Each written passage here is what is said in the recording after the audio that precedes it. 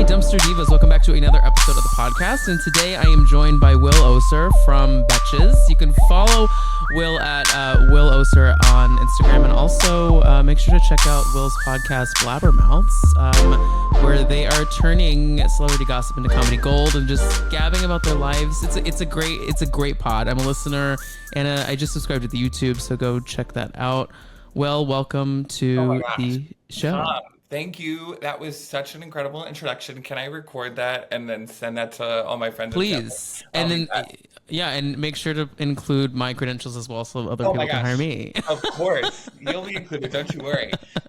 Thank you for having me. I'm so excited. I feel like I've been excited to talk to you about Bravo and also get into it. I love your podcast as well. Dumpster Dive is also the perfect name. I'm kind of jealous. So, oh my God, thank you.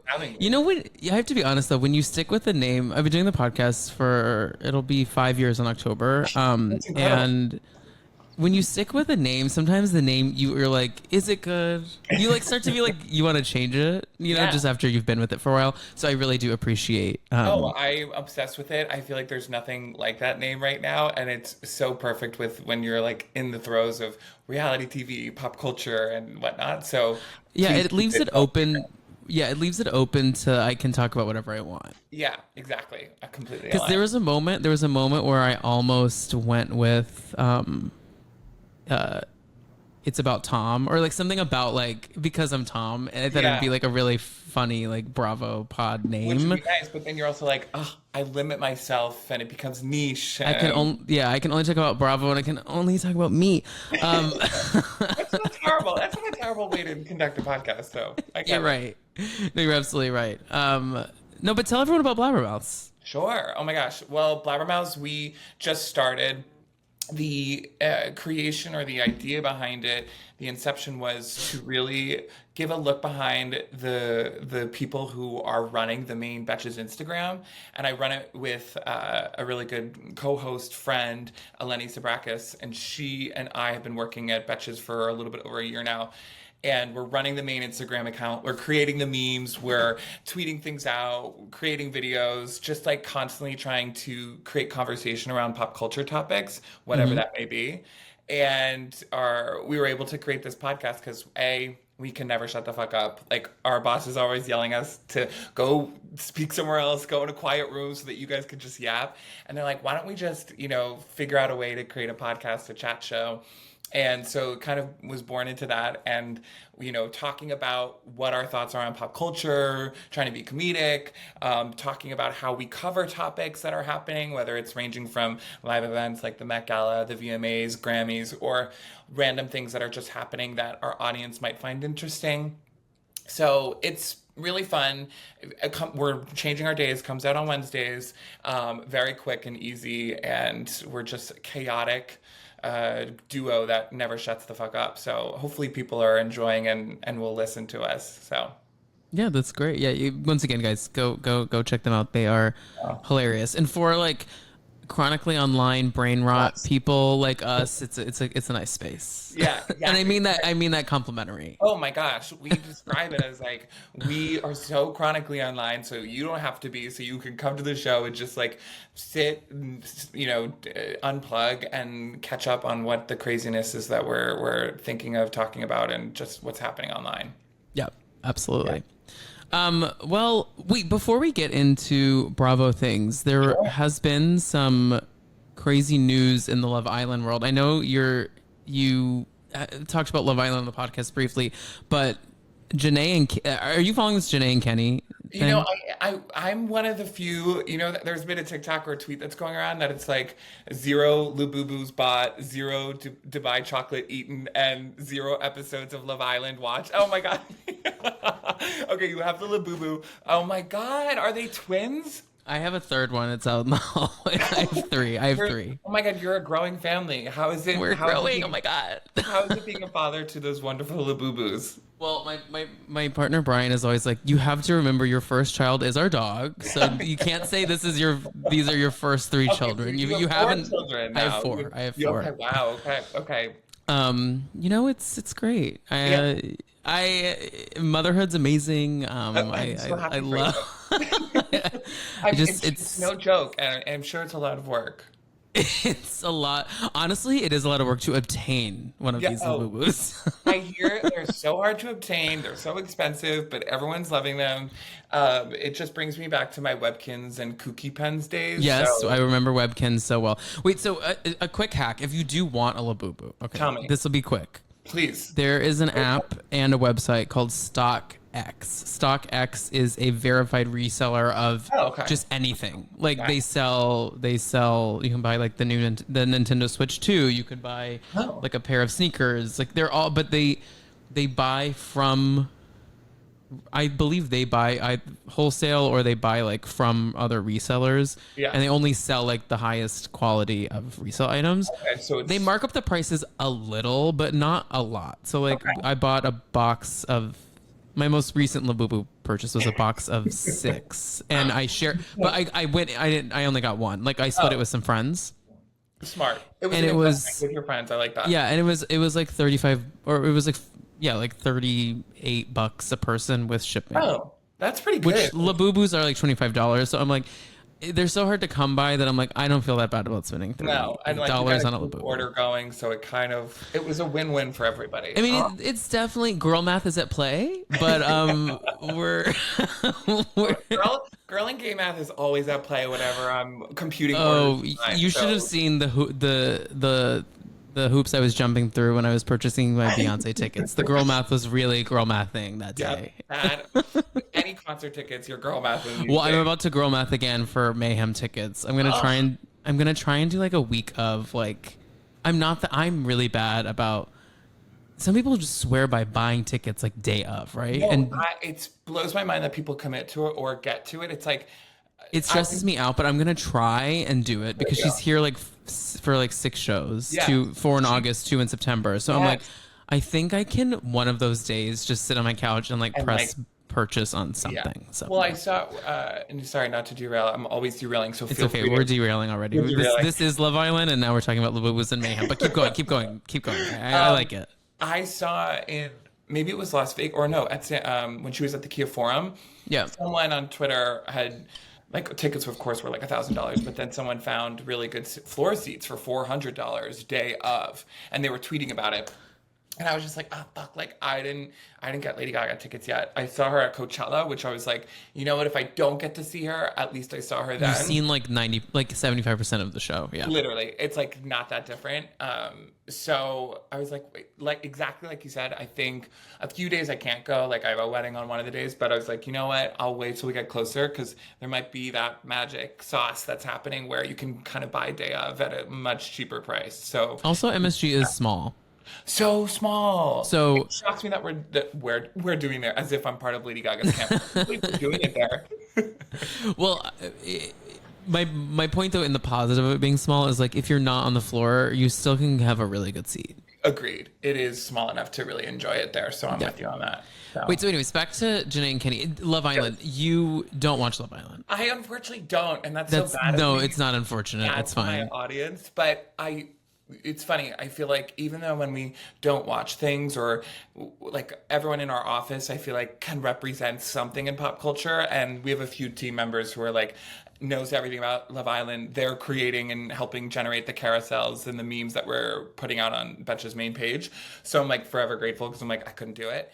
But I am up to date with what's going on and how like the two of them are no longer together, but they're from last year's Love Island and they were on the Beyond the Villa show, and it's like all over Instagram, like people reposting, sharing, like not teasing, but just like shading and trying to allude to whatever happened, and that like their relationship, the guy was like more based in I'm just doing it for clout. And Yeah, so allegedly so the context of the season was that Janae went through most of the season without anyone, and she was like, but everyone kept voting her in because everyone just loved her because she's such a great. She's it seems like a very good person, and she's like so sweet and funny and stunning, and so like you're gonna find someone, and then this guy Kenny came in right before Casa Amor, and she like really fell hard for him, and then they've been together, and people thought they were going to win at one point, like really loved them and their they're a story. really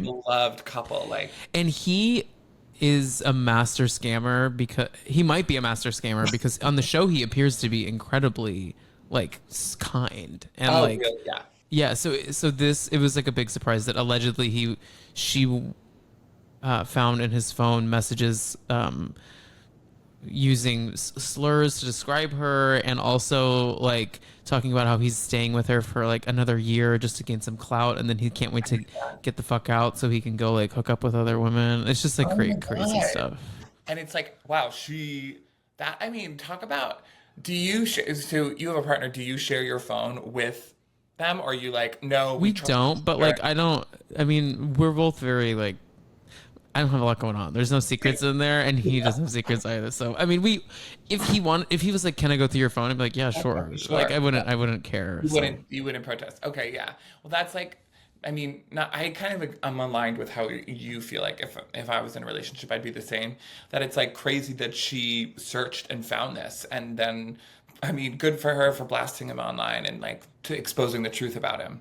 yeah, oh totally. So we'll see what happens there. I'm not totally sure what's gonna happen, but and then two other Bravo news that happened this week. So one, we have Sheena just right before we hopped on, I guess, confirms that she's going to be a full-time cast member on The Valley next I season. saw that like she, sold her soul to the devil.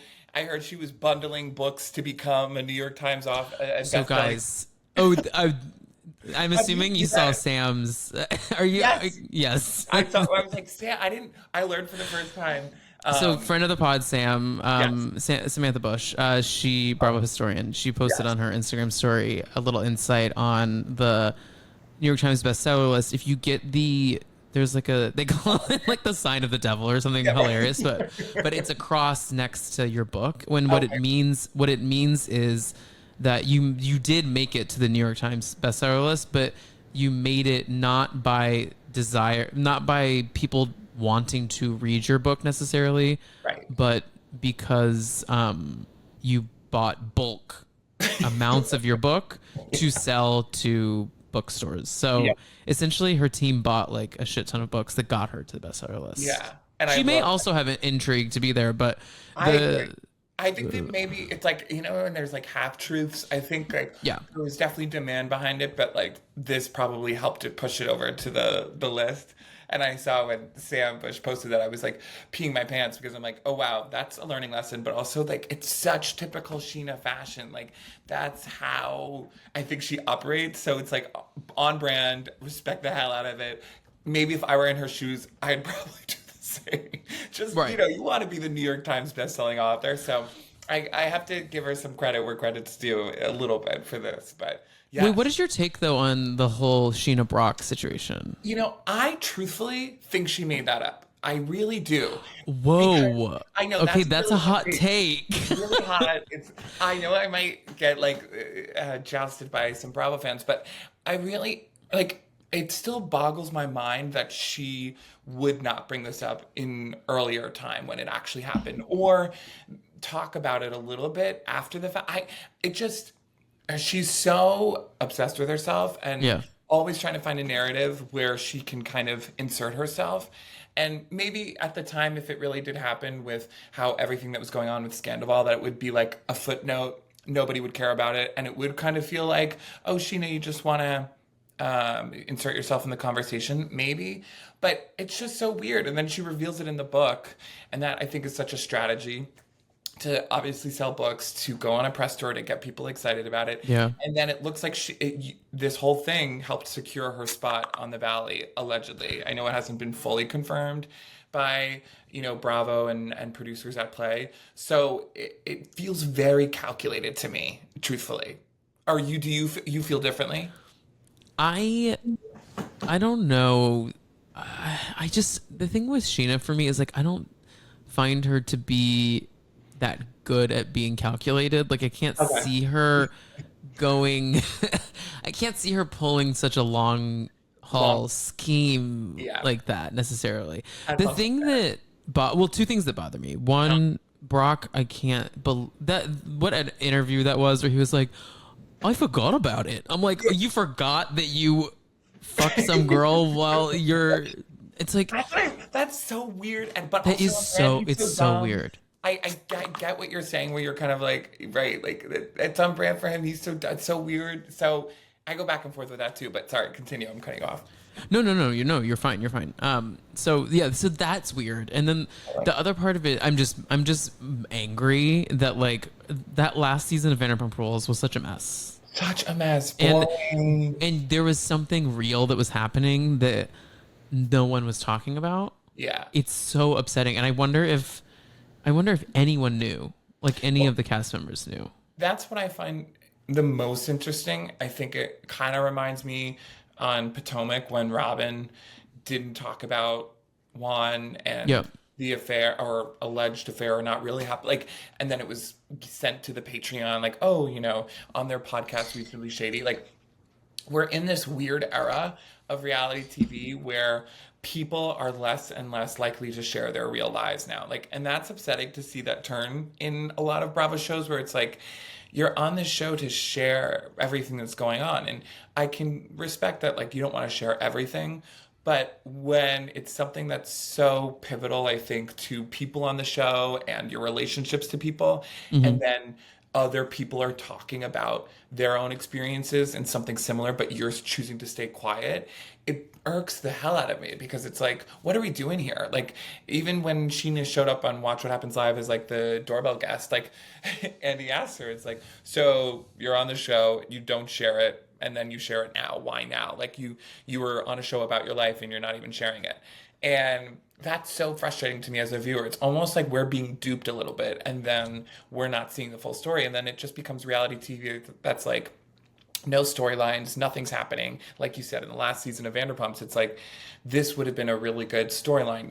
Of course, unfortunately, at the depreciation of their relationship, Sheena and Brock, and they'll be talked about, but at least it would be real, and maybe we would kind of respect Sheena a little bit more, or maybe it would help save the show a little bit. Who knows, you know? Yeah, I mean, I don't. I totally agree. I don't think though that like, I think where the big issue though with it is that she stood on this like soapbox where she was like, "Be real" Yeah, to Ariana, yeah, and it's like, okay, well, you quite literally are being not real. yeah. You're literally you're a hypocrite at this point.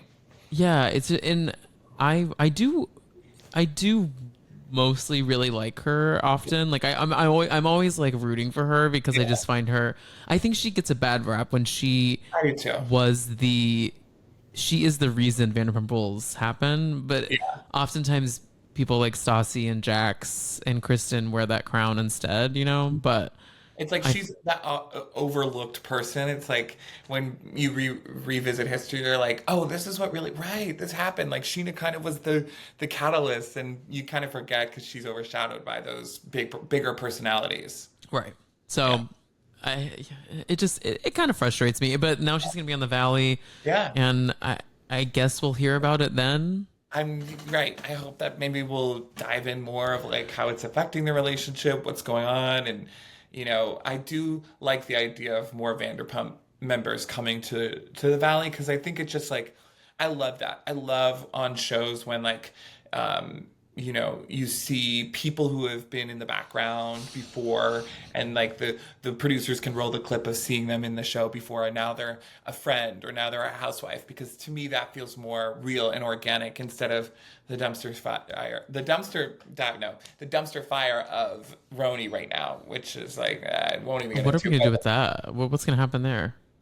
I mean, I thought it was Do you know canceled. anything? I mean, I know there was rumors. There was rumors that there is kind of three factors here. They're gonna bring in some old Right. OGs, which I assume would just be Luann and Dorinda. I Yeah. feel like they're the only two that would make Or sense. like in New York, it makes sense. Yeah. And then some of the same cast, and then some newbies. That's what I've heard. That's But what you're right. Yeah, I wish I knew more. At my time when I worked at Peacock, I feel like I had like such a pulse on the situation because we at Peacock, I was on the programming team, and we essentially helped not only program our own shows that were going on Peacock, and program gets a lot of different definitions, but essentially what that means, if people don't know, it's like we help build out the schedule for the year and years to come. And we're organizing when should a show release, what day, how should it release episodically, what makes sense if we're, launching, a different Bravo related show that's on Peacock. How can we line it up better with the Bravo calendar if they want to put it on network television while we're airing it on Peacock?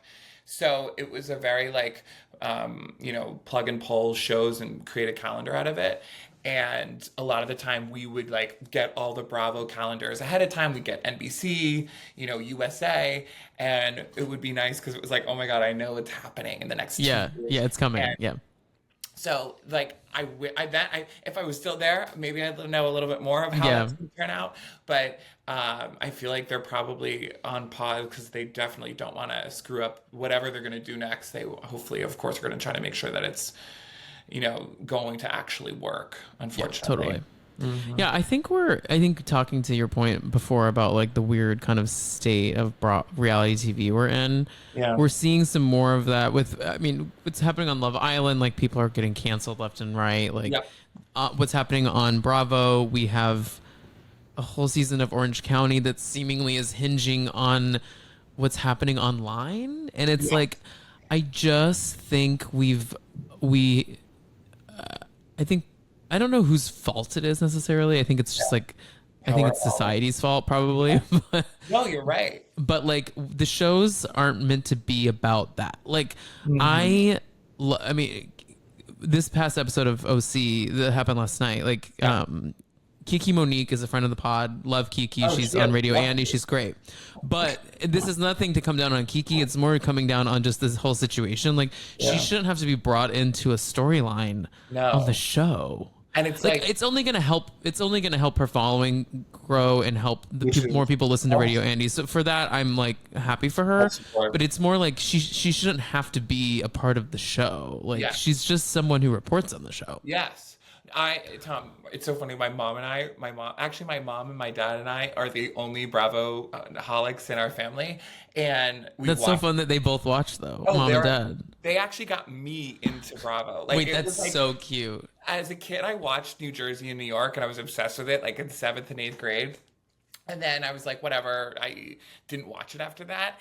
And then it must have been a little bit right before the pandemic. I'd come home and visit them. They're like, we're watching all the different housewives. And I'm like, this is crazy that you two want to, That's so cute. I mean, no shade to anyone who watches Bravo, because obviously I'm a Bravo-holic. But at the time, I remember being like, my parents are so busy. They're both health professionals. They're running around, always busy. And then in the midst of the pandemic, they were so busy. But they would always make time for Bravo because it was their favorite guilty pleasure. And basically we watch all together, and I had a conversation with my mom, and I said, that's what's like you were just saying, with obsessed with people that report on Bravo who have created careers out of it. I think that's incredible, and also a new avenue that creates a lot of jobs, but also just a lot of fun chatter online and conversations. But we're almost now having to get in tune with what's happening in the outside world. The show's expanded now more than the scope of what it should really be. And so it's right, we get the producers do a great job of giving context to the different blogs or, creators who are chatting about it and getting involved in what these women are talking about. But it's almost that takes us out of it. And now it's what is the show even becoming? We're not even existing in the space, the context of it all. Being able to just live and watch and not needing to know what's going on the outside with social media. And because then it's we don't get to live those conversations, or we're hearing about it. They're almost reporting back on it and bringing it to the scene. It's not we got to see that, so it's almost we have a fourth character on the show that we don't even get to see, and it's all the social media nonsense that these women are trying to attach to create drama, and it just feels so forced and somewhat boring at the same time. Oh, it's incredibly boring because it's not we're not watching things that are Yes. We're not watching something that's happening. We're talking about something that happened. Yes, it's exactly. We need to be doing things to further storylines within the confines of this show. We're not. It's so It's the same thing where if there's for instance with Vanderpump Rules, that final season. One of the reasons it sucked is all we did was talk about what's what had happened because Yes. nothing was happening. Yep.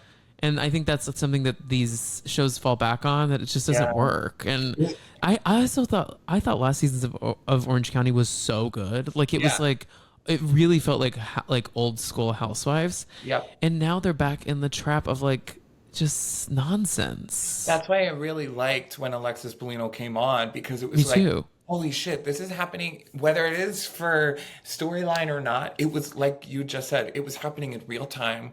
We were watching her be with John Jansen and the not only just that, but then there was a lawsuit and then like all the women chiming in and it felt like a return to form because it was like we're watching this happen in real time. The cameras are capturing this, and this relationship is ongoing. Again, it's not like the relationship happened and they just like brought Alexis on to talk about it.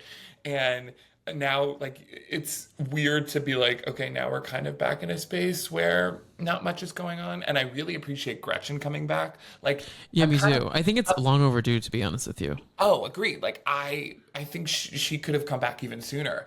And like I love that formula of bringing in women from past seasons because it's kind of nice to be like, where have you been? What have you been up to? How are you still friends with some of the women? And you kind of can reignite, which I appreciate a little. That Tamara, hopefully, we'll see more of Tamara and Gretchen going at it with each other this season because yeah, it's a little bit like, okay, reigniting an old beef, but it's nice to see like where you guys are at right now and what has changed, what hasn't. So that I'm looking forward to. But other than that, I'm like, we need something that's happening in a little bit more real time, like Katie and Shannon being mad about Katie Right. reporting her. Like That's that, yeah. I'm like, okay, good. We're working towards something that like, granted, it wasn't filmed, but like it happened at their gallery shoot. It happened in the context of the show, and the back and forth between all the women is a little bit more earned and interesting to watch. I feel like now because of what happened on Real Houses of New York this past season, and then what happened at the gallery shoot here, they're gonna start filming the gallery Yep. shoots. You know what? That's a great insight, Tom, and I'm completely aligned because I mean, there's I'm here for it. I a think I think we've unfortunately introduced a new new aspect of the backdrop. show. Yeah. Yeah, it's It's like like when they started recording at reunions. It was never there was never this much in the dressing rooms or right. outside when people are coming in. Like that was also introduced because things were happening as well that they didn't previously capture. So you're so right. Okay, but here for the gallery, something I need, Andy, if you're listening, Andy, Andy, please. Andy, we need to find a way to play a little with some like found footage in Housewives because it will help us get more authentic Yeah. fights and things. Yeah. So if we venture into the gallery shoots, Yeah. I want Nest Cam footage. I want like ring camera footage. I don't need it.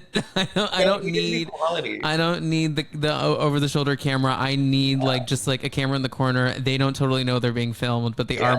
mic'd. And I kind of I'm obsessed with it's almost like when horror films are made from an the found iPhone or footage, from yeah. Yeah. found footage. Yeah, like I live for that shit. And it would honestly it would make it a little better because I think to the point of where we're like we want to watch things happen in real time. These women when these shows started, they forgot the cameras were literally there. No one was doing anything for show. Nobody was now everyone puts on a persona. I feel like to a certain extent because it's like, oh my gosh, cameras and oh my gosh, so many people are watching this now than ever before. So like you said, like I want unfiltered raw where we're like more hot mic moments, more moments where like people are not putting on their personalities or personas so that we can see a little bit more of the real sides of these women. Oh, totally agree. Well, let's talk Miami a little bit. So, this week's Miami, we had this. This was kind of a first in Housewives, which I actually really liked. Was this like, let's just go put a boat in the middle of the ocean, like 5 blocks from my house, and sleep on it. It's giving the rich, extravagant, luxurious life that like we keep begging for these women to do. So I was totally here for it. For Wait, sure. do you like not the show, but Miami the place? Like, do you enjoy going to Miami or Florida at all? I've only been. I think I've been once or twice, and I can't remember if that was Fort Lauderdale. So I sound like a fraud, but I do. I don't mind I've been on two bachelorette trips that have gone there, and in that area. I like it. It's fun. The humidity is tough for me. I sweat so fucking much. Like Yeah, me I'll too. sweat in the wintertime, like just commuting to work, and it's like it feels like it's summer. So I don't know if I could deal with that, but I do. I like Miami. I See, will I give it a don't shot. like Miami, but You don't? but watching the show makes me want every time I Yeah. watch this. Like it needs to be a part of like the tourism board of Florida. Like watching the Oh, show because it makes you want to go there. But then when yes. I'm there, I'm like, this is nothing like Not what I what they like. do. It's almost like New York, how like I think Andy said it before, like New York City is a character within the Real Housewives of New York. Like Hmm. Miami is its own little character within this show as well, I feel like. So it's like you said, it's interesting. You want to go there because of it, and it kind of exists as its own little side part of the show, which I truly enjoy. Yeah, like it just looks glam and fab. And then when Yeah. I'm there, I'm just like I'm so kind of like muggy. Completely aligned. I very muggy. It's like, I actually do like Fort Lauderdale though. Fort Lauderdale's fun. yeah. It's much gayer. I was gonna say Um, that's also nice. It's like much gayer than Miami itself, so I think that's maybe I'm conflating the two a little bit much, and I'm like, I love it, and it's like I'll go there to Miami soon and be like, no, Tom was so right. I'm no, making this for up. I think Fort Lauderdale is better than Miami. I Yeah, really I believe that in that's my fair. core, and it's a much better airport. Yeah. But so yeah, we have this like dueling yacht party essentially that not everyone can fit on one yacht, so they have two yachts that I think that's even do. funnier that they're Oh, like, it's sorry, hilarious. we have to now put these yachts side by side in like very close by to the dock, like just not too far away, and now they're side by They side. are so close to Yeah, when they do the their aerial views, I'm house. like, you guys did not move like at all. But it's kind of fun to like do a sleepover. Like I definitely was here for it. Yeah, I would do. Listen, I'll do it. I'm like, I have no shame to doing that. And It looks like yeah, fun. I love Adriana so much. Oh, you do? I think she is. I don't want to come near her. I don't need her in my orbit. But I just think for the show, She's she good. is absolutely cuckoo crazy. She's cuckoo crazy. Her calling out Marisol's knobby little knees. I was Her knobby knee, her bony knees need plastic surgery Botox. or Botox. Yeah. Like, I agree. She's so cuckoo crazy that it's like she is a joy to watch, and the things that come out of her mouth, and then even when she's saying that she's calling Marisol the Wicked Witch and she must be Glinda, like it's such a simple line, but the way that she delivers it and giggles after it, I can't help but laugh and be like, "You are good television. I will forever She's watch it." great. She's so Yeah. funny. And I love the next morning. She's like, yeah, I don't remember a thing from yesterday. So we'll see how this goes. It's like, oh, maybe I shouldn't have drank that much, but I don't know what happened. It's like, okay, I love a self-aware queen. Good for you. You know that you probably got into trouble, but you're like, whatever. I just think her life is so fascinating to me. She's just like lives this like she's like a courtesan of Miami, just like with all these like hot ass men going through her home, But and then like, she just goes and drinks bottles of champagne and films obsessed. this show. It's just like a fascinating It's so person. fascinating. And like her current French boyfriend, I'm obsessed with. Gorgeous man, good for her. And she, like, even in the beginning, it's the first or second episode, she's just like, they cut to her literally tonguing, the two of them tonguing each other at the party. And it's like, what is going on? I mean, I'll watch. It's Oh interesting. yeah. So, yeah, like you said, it's just like, she's an interesting little kooky bird that I'm like, I'll watch anything that you do. And the other week I was like, what's better than doing like a celebrity net worth like dive? So Yeah. fun. Well, that's And what whether when it's you real or watch, not. yeah, when you watch these shows, I always am curious. How much are you making? Why are you spending this money? Are you like? I almost want to be their financial risk advisor and be like, should you be spending this money? I don't think you have it. So So yeah, she, according to Google, I did this yeah, I think a couple her. weeks ago. Her net worth is $10 million, and I think Wow. because I think she cleaned the fuck up in that divorce from that man Oh, she married on the show. yep, I bet you they had no prenup, and she yeah. cleaned the Good for her. floor. Yes, that And makes sense. just After hearing that number, and if it's allegedly true, that would make total sense. and honestly, that is kind of the wealth of most of the women on the show. Most of Yes. them are women of divorce who Yep. clean the fuck up. Yep. Or they're in the marriage currently still, and like like the Stephanie, the new housewife. What Yes. I'm curious, what are your thoughts on her? And I've been going on deep Reddit threads. Allegedly, that house that they just showed in the episodes in foreclosure slash they sold it. I don't know how true that is. It's just been I've been seeing it on Twitter and I've been seeing it on Reddit that like they are not paying their bank statements and they're in foreclosure. So her first entry, like her first episode that she was on, I was kind of excited by her. I felt I liked the glam. I thought that I liked that she came in hot with the ladies. Like she was kind of down to play. Her style bothers me because I think she dresses like she is like a 75-year-old woman in West Palm Beach, and she Yeah. is she lives in Miami. Like Very I vintagey. Yeah, it's less like it's less modern, more like vintage, I guess if that's what she wants to go yeah, for. it's like vintage Chanel, and it just kind of ages her. Yeah. But this episode, the last couple episodes, my brain is starting to return to the famous Dorinda quote that money talks and wealth whispers, Yes. because You're so she's right. so money forward that it's like, okay, like I think you may not have everything you say you do. Yeah. And I worry that her and that husband are up to some shady business I dealings. mean, like when she talks about them and then like exact like you said, great quote to call back because every confessional she is making sure she's talking about her money. And then she's even when Dr. Nicole comes back, which who I love, and I'm like, please come back to be a full-time wife She's again. just a normal person that we need in the mix of all the crazy Yep. ladies. And she's also someone like, yeah, we see her wealth, but she's not like ever. She'll maybe talk a little bit about it, but like she's not throwing it out there being like, I'm so fucking rich. Like I feel like Stephanie is. And when you're right, the two of them kind of FaceTime in Nicole's cameo, it's kind of like, why are you in that moment still comparing about money? I know that you're comparing because like you both dated her current husband, but like you're still comparing jets and money and the sizes of them. It's like, girl, give it a rest. Like you're talking way too much about your stance and your relationship with money. So I agree with that. That it's like something's a little off here. Yeah, I think we're in for an interesting second. I'm sure she'll get a second season. She's been very I good this would, yeah, season. yeah. Um, but you know what brings me to another point, though. Speaking of a second season, I feel like no one's watching the show.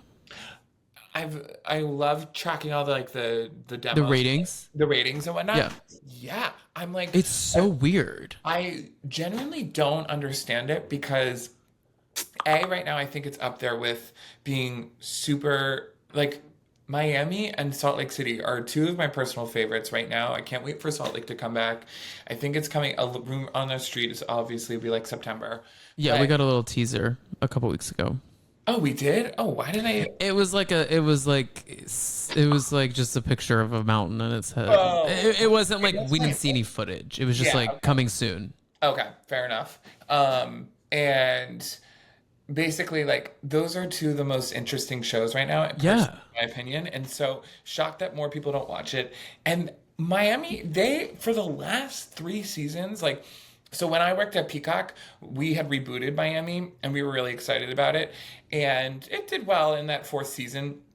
But the fifth season blew off. Like it was a series high for Peacock and one of our best originals performing at that time in unscripted and scripted. So much so that Bravo was like, actually, we want to take this back and put it back on network television because originally the conversation was like, Miami will just exist as a Peacock original because Bravo already had too many housewife shows, like franchises they needed to focus on, and putting more money into a canceled show was kind of like a risk. And so the fact that it did so well that Bravo took it back and put it on their network was, to me, a clear sign that like this is a successful, worthwhile show. And now it's like we're seeing diminishing returns on the ratings and the people watching, and I'm shocked because every episode this season so far has been interesting to me. Even like the Yeah. Gertie and Julia drama that like kind of happened off camera, but like still very much real. That brings us Yeah, back yeah. into orbit. I wouldn't classify that as like what we were talking about earlier because it is really Yeah, still playing out on camera. exactly. Yeah, Agreed. I don't know what the disconnect is. I have to be honest though. I mean I don't watch anything live. I watch everything on Peacock. Oh yeah. And so my consumption of the show was no different when it moved to Bravo. However, there was Oh yeah. something that I liked better about it being on Peacock. I can't describe it. Yes. Once again, No. I still watch it the same way. It's Yeah. nothing changed for me, but there's something special about it being like, oh, this is my Peacock show. This isn't No, like it on was Bravo. right. Like it was nice that they were rebooting it and having like an actual Housewives show on Peacock. And from my understanding too, the producers edited it differently because sometimes we would release it like the first three episodes would be released on the Right. premiere day, and then they would kind of see the rest of the edit and see if it was worth it to do like two episodes moving forward or would it be weekly. So just that alone, I remember having conversations about how they edited a little bit differently because they knew it was going to be a streaming show. So Yeah. maybe that's what you speak to, but also it's probably just like the love that it's like, oh, it's a streaming show that I don't have to worry about it being on Bravo. Like I can literally get it right on Peacock first. Yeah, I don't know. I just wish that part of me wishes they had just kept it. I don't Me know why. too. I loved it on Peacock. Yeah, Yeah. me too. So Once again, it is quite literally the same show, but if you get it, if you get it, you get it. yeah, right. Wait, so let's talk about Julia and Gertie a little bit. So Julia was on Watch What Happens Live this week, Yes. and Andy asked her some questions, which I was actually, Andy, of course, likes to dive into the mess, but sometimes he'll kind of steer away from online chatter. He will, But he right. did ask her about all of this surrogacy Yes. drama with And the way that Martina, he- which was crazy to me. Well, the way that he segued into the question too, I was not expecting it, and then I'm like, oh fuck, like he's really going for it. And Julia's response, I feel like, was kind of like, meh, meh, like, okay, sure, you're not support, like, you're not her keeper, obviously, totally Yeah, fair. but like, I'm sorry.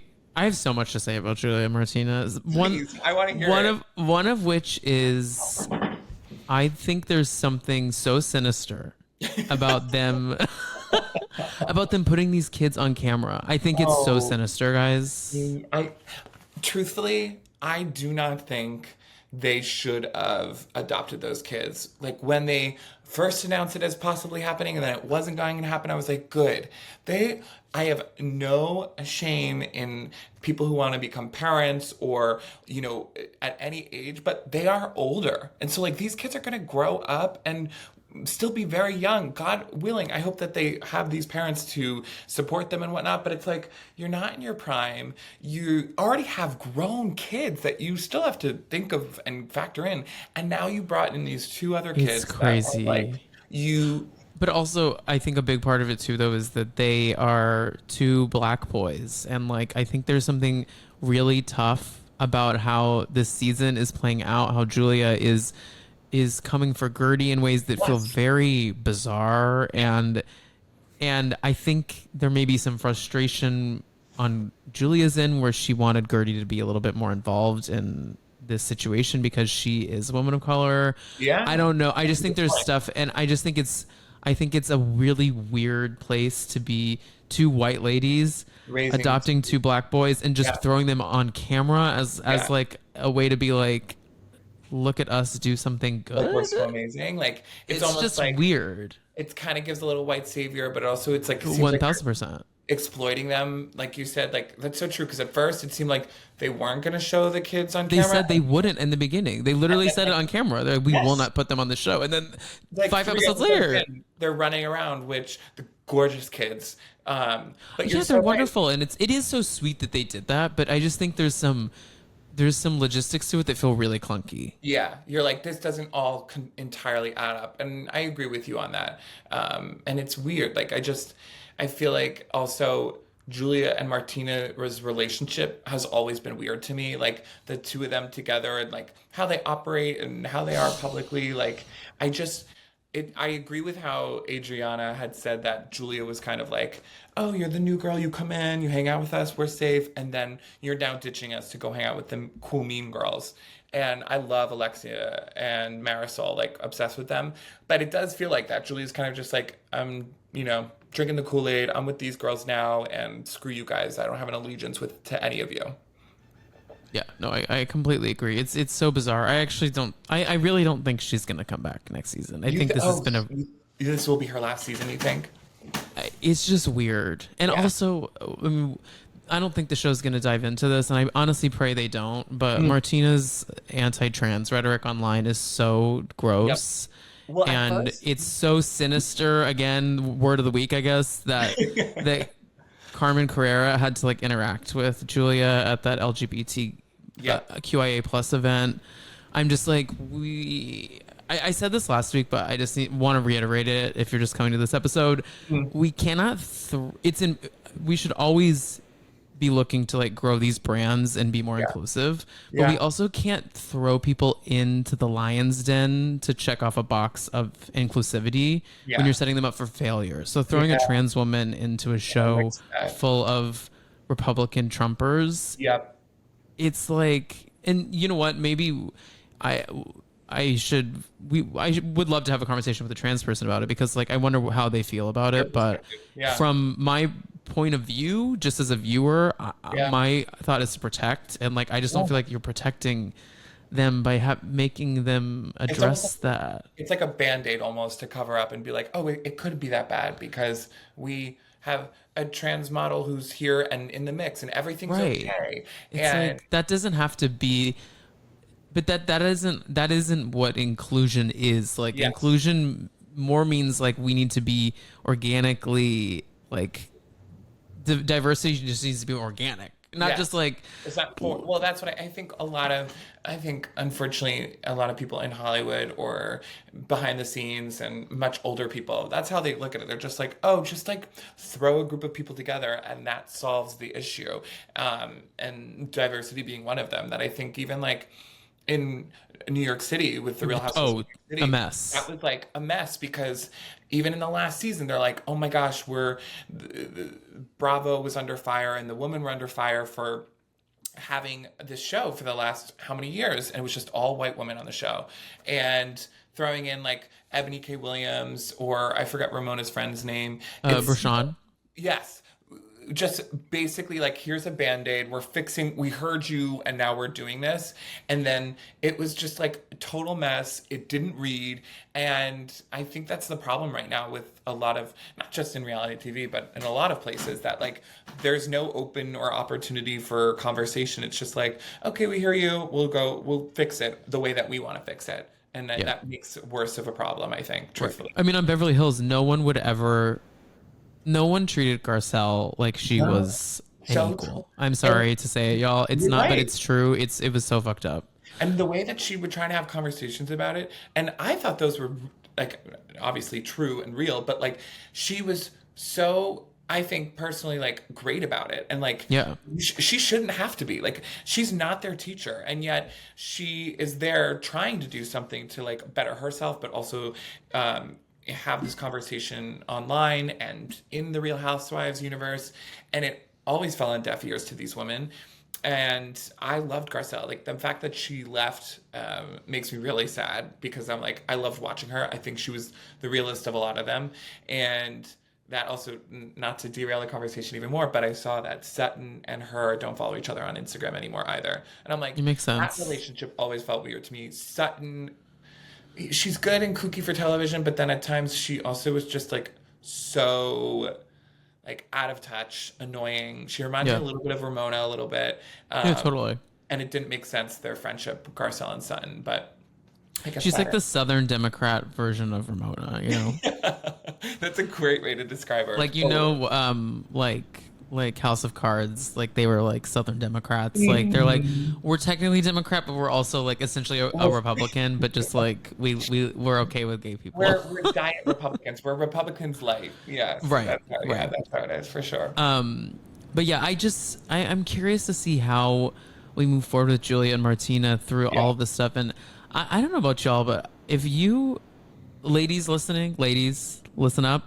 Listen up there, girls. You do not need, you should be with men or partners, whoever you choose with, who do share your sentiments on things. Like, I think it's a crazy response to be like, we don't share a brain or a bed. I'm like, I think a lot of gays don't operate in that way. Like, I don't know what that is, but I want Julia to know that she could do better than Martina because Yeah. like you should, if you really don't, if, and maybe she's lying, but if you really don't believe the things that she says, you deserve to be with someone who is more aligned with your mentality, especially if you're raising two babies. Well, that's what's even funnier to me. Like the whole context of that all. You're saying her tweets about surrogacy. You've adopted two children that It's are not yours, different. that technically could be considered, if you really want to break No, it down, no, could I know. really be defined as surrogacy. So it's like, what, we've lost the plot, Martina. Like, so that blows my mind, especially that there are two gay women that, yes, can conceive children on their own, not on their own, but like in your own community. But I guess it's kind of on brand because Martina is clearly anti-trans, but the like It is on brand. it's like, yeah, I get it. Like you're traditionally like, okay, yeah, surrogacy's bad, but because you're agreeing with that. But like the gay community, surrogacy is a major way. How do I describe it? To have kids, to create a family. Yeah. To create a family. Like that's not almost. It is a normalized way to create a family within a lot of different queer families. Yeah, it's so bizarre. I just find it so crazy that Yes. and I don't want anyone saying I share a bed, but we don't share a brain. That Y'all. Yeah, but like you chose to be with them? right. It's almost like, okay, I get what you're saying, but then again, like you're choosing to get in bed with those people. Like, what are we doing here? Yeah, that was also bizarre, Tom, that I was just like, and the fact that she couldn't even be like, I guess like she kind of said I didn't agree with it, but she was just very like frazzled and reasonably so. But like, how do you think that's not going to be brought up in a public or social setting? At least have a good answer, and then don't like be like, oh, I don't agree with everything she says. Like that's a weird answer too. Like you said, find someone who does. It's not like she's like she likes action movies and I like rom-coms. Like it's like not that. It's like we're talking about like very quintessential like human rights, but we can move past the politics chat. Yeah. Wait, so one other Watch What Happens Lives were hot this week. Well, one other Watch What Happens Live moment I did want to address quickly was that Kim Zolciak was on. Literally watched that. My mom and I watched it last night. I'm like, okay, mom, let's stay up and watch this. I love this vision of you and your mom curled up on the couch on the shore. Literally, it's like we're sitting there. I'm like, okay, mom, I know it's 10 p.m. and I'm like, I'm a night owl, but I'm like, come on, Kim Zolciak's coming back for the first time in like God knows how many years on Watch What Happens. Like, let's watch this. So yeah, we were definitely giggling and hooting and hollering over that episode of Watch What Happens. Well, I'm like literally gonna buy my NJ Transit ticket and come hang out. This sounds like a blast. Come join us. Literally, we invite anyone all to watch Bravo and talk opinions after the show. So please, that would be fun. No, so Kim was on, and guys, Andy asked him what the F happened with all of Ariana's influencer money. Kim, in the most Kim way, says everything and nothing at all. While Ariana is sitting in the audience, they do a good old fashioned Rosie O'Donnell and Elizabeth Hasselbeck split screen the view cam. And Ariana sat there, stone cold, no reaction, like almost like she knew everything that her mother was saying was wrong, but I can't. She's like, I can't show a reaction, and I'm just gonna cold stare at her, like crazy. And the fact that Andy did, yeah, he's 2 for 2. He asked a question. I know. I don't know what happened this week. He was like, I'm ready to go. He's like, I'm balls to the wall, ready to go. Let's make a headline this week. Yes, literally. Yeah, so Kim essentially was like, I don't have a spreadsheet of the money, of like the numbers, but like she's been paid back. And I'm like, I don't think that that's true. And also Ariana, like, I do see where Ariana's coming from, where she's like, I'm not out here trying to like dog my mom out. Like, I'm not gonna like. Totally fair. I'm gonna tell the truth, but I'm not gonna like ruin a relationship over it. Yeah, and she's not. And gonna, she's gonna protect her. Yeah, she is, and she could easily made that a much larger storyline in Next Gen, and then like play it out and have her mom on and have the. But like, I respect that. Like, that's a holy grail relationship, as fun and kooky as Kim is, and she probably didn't get all that money back. Who knows? She got none of it back. Yeah, right. Like they're like, oh yeah, she's been paid, or like then she like kind of changed her answer once again when I think Andy asked a follow-up question. And she was just like, "Oh, there are a couple other bills, but like she's gonna be paid." And I'm like, she will. Ariana doesn't. There was no like sense of like Ariana's like, yes, mom, you're so right. Like I have the bank statement to prove it. Like it was like she's just like I staring feel at like it's a situation where she's like, well, I bought you dinner and then I bought you that flight and then like I bought you that hotel and it's like all on the Amex. Yeah, right, She's like, we're right. even. We're even We're now. even, yeah. It's like going to dinner with that one friend who's like, yeah, like I'm only gonna get a salad and like, I won't drink. And they're like, but you can cover me. And then next time they're going out and they're like, oh, we're even, we're even. It's like, bitch, no, we like that's I can't stand that shit. Don't get me started on that yeah. today. No, but it was good. I was like, oh my God, this is juicy. I love it. So Yeah, I hope she comes. I would love to see her come back to. I loved her as a friend. I think in like season 10, I could be making that up. But when she came back as Sheree's friend and like her whole drama with Kenya, obsessed with, she was great as a friend. I would love to see her come back just like in similar fashion of like OC is doing right now. Like she would be, I think, great. yeah, Oh, maybe.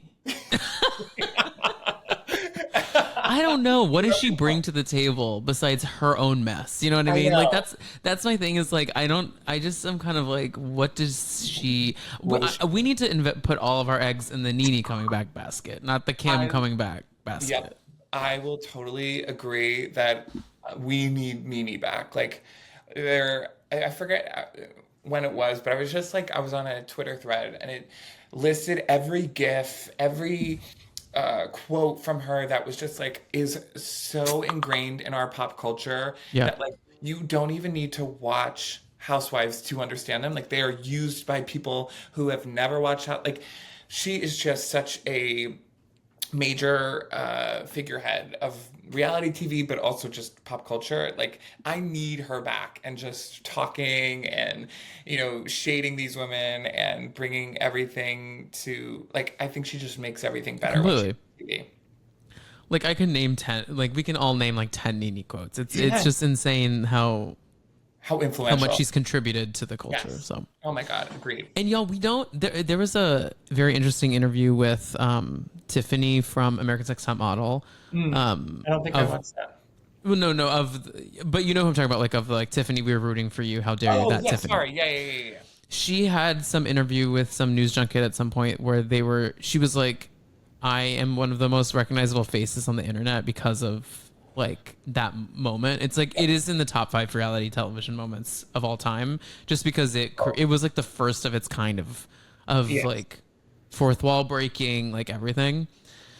She was like, but I make $0 every time you post a meme of me, I I think and about that. Continue, Nene sorry. makes no money every time we post the meme of her going bling bling bling. Bitches is bad. Like no, she doesn't make any money off that. None. None. I constantly think about that, Tom, actually, with similarly. I think of Nicki Minaj and all her sounds like on TikTok and Yeah. like her interview bites, her her songs in general. Like, so obviously, like, I'm sure she's making some kind of royalties when TikTok's using her official songs, but like, even when people put them in different mashups or like different, I don't know, remixes and whatnot, like, and her voice, like, she's also become such an influential meme and pop culture person. So like, you don't make money. All you get, I guess, you get the monetary. It's not real money, but like, you get It's like pop name culture. recognition. Exactly. It's free marketing. Like it It's free is for you who get you are. you get social real estate, which obviously is incredible, but that's not paying the bills. So I agree with you on that. Like, right, like Nene is in everybody's social media that like she's not getting paid for that, which she should. That's the next strike that we should have, and is royalties for these, you know, Royalties for memes. royalties for memes. Agreed. Sounds like a scary internet, honestly, to pay for a meme, but I would pay for a Nene meme. That's a dystopian world that I hope we don't It have to is. It's so live in. dystopian. Oh my god, Yeah, we're already in dystopia. you're right. Well, thank you for being here. This was so fun. Oh my gosh, Tom, I had so much fun talking all things Bravo. You're a delight, and I could go on hours and hours just like talking through all this. So thank you for having me. having me. Of course, of course. We'll definitely have you back sometime soon. So Please. let everyone know where they can listen to the podcast, where they can follow you, and anything exciting that's going on at Betches. At Blabbermouth, or it's ours. You can subscribe on YouTube. You can also subscribe to the At Betches YouTube channel. We have some videos there. And then follow me personally at Oser, which is fun for all my personal chaos. And then check out the main Instagram page at Betches, where we're working day in and day out on the weekends, on weeknights, reporting on all fun pop culture things. So. Yes, make sure to subscribe. And if you have not already, rate and review to all the podcasts you love on the podcast platform of choice. And please go check out the Dumpster Dive YouTube channel for video versions of the shows and also for YouTube Lives going live this week at Friday at 6 p.m. So go check that out. And I'll see all of y'all next time. Bye, Will. Bye, guys. Bye, Tom. Thank you so much.